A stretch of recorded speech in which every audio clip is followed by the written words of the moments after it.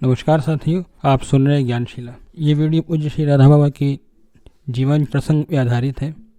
प्रवचन का परित्याग क्यों उन्होंने कर दिया, इस विषय पर है। जैसा कि आप में से बहुत से लोग जानते होंगे कि पूज्य बाबा प्रवचन भी दिया करते थे। उन्होंने वो देना बंद क्यों कर दिया, इस विषय की ये वीडियो है। श्री भाई जी अपने संपादकीय विभाग के साथ रतनगढ़ में निवास कर रहे थे उस समय, परंतु श्री सेठ जी के यानी श्री जयदयाल जी गोविंदका के विशेष अनुरोध पर उन्हें चूरू जाना पड़ा। रतनगढ़ के समीप चूरू राजस्थान का एक प्रमुख नगर है। चूरू में पूज्य श्री सेठ जी ने एक ऋषि कुल ब्रह्मचर्य आश्रम की स्थापना कर रखी है, जहाँ प्राचीन गुरुकुल पद्धति से ब्रह्मचारियों को शिक्षा दी जाती है। प्रतिवर्ष ऋषि कुल में वार्षिकोत्सव मनाया जाता है। इस उत्सव में श्री भाई जी की उपस्थिति से उल्लास छा जाया करता था।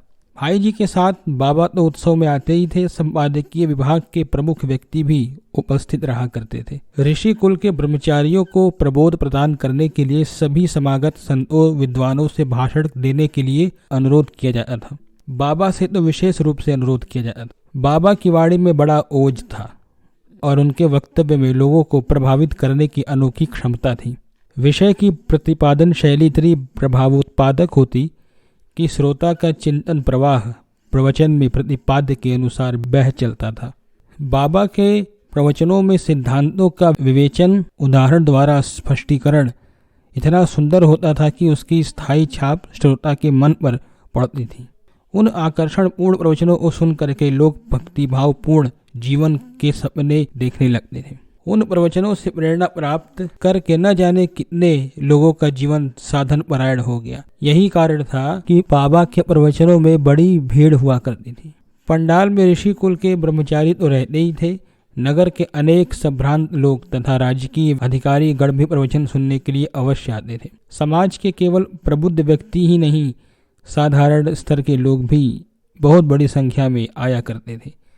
पंडाल एकदम भरा रहता था। इसके बाद भी सर्वत्र बड़ी शांति रहा करती थी। ऐसा लगता था मानो सभी मंत्रमुग्ध हों। समाज में आध्यात्मिक भावना के जागरण की दृष्टि से इन प्रवचनों के द्वारा एक महान कार्य हो रहा था, परंतु ऐसा लगता था कि इस महान कार्य से भी अति विशिष्ट किसी महान आदर्श की प्रतिष्ठा का कार्य ईश्वरीय योजना को अभीष्ट था। तभी तो भाई जी ने एक बार बाबा से एक बड़ी एकांतिक एवं मार्मिक बात कही। एक दिन पूज्य बाबा प्रवचन देने के लिए जब जाने लगे रोज की तरह, तो उचित अवसर देखकर श्री भाई जी ने बाबा से कहा, आप तो आए थे किसी और काम के लिए और आप लग गए धर्म प्रचार और लोक सुधार के कार्य में। बाबा ने कहा, मैं आपके कथन का आशय नहीं समझ पाया, आप क्या कहना चाहते हैं? भाई जी ने कहा, मैं बताऊं क्या बताऊं, मैं आपको किस रूप में देखना चाहता हूं।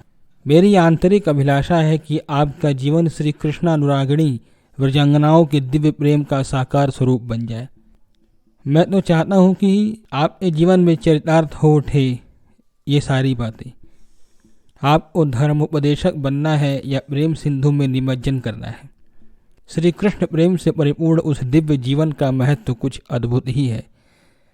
प्रवचन देने से बहुतों को लाभ होगा और आपकी प्रतिष्ठा भी बहुत होगी, परंतु इस प्रकार की बहिर्मुखता से उस दिव्य जीवन की प्राप्ति में बहुत अधिक विलंब हो जाएगा।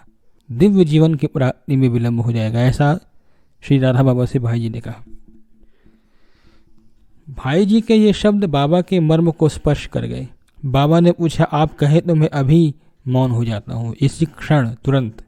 भाई जी ने कहा, आज तो आप प्रवचन दे आए क्योंकि पंडाल में लोग आ गए हैं। इसके बाद आप इस प्रवृत्ति से निवृत्त हो जाइएगा, यानी आप ये काम बंद कर दीजिएगा प्रवचन देने वाला। भाई जी का तनिक सा संकेत पर्याप्त था। बाबा पंडाल में गए और उस दिन उनका अंतिम प्रवचन था। अंतिम प्रवचन होने से वह और भी विचारोत्तेजक एवं भावोद्दीपक था। प्रवचन देकर बाबा मौन हो गए। उसी प्रवचन में बाबा ने कह भी दिया, यह मेरा अंतिम प्रवचन है। यह सुनते ही सबकी भावनाएं बड़ी व्यथित हुई, परंतु तो बाबा की जीवन धारा में एक मोड़ आ चुका था। अब बाबा को रस सिंधु में निमज्जन करना ही था। धन्यवाद।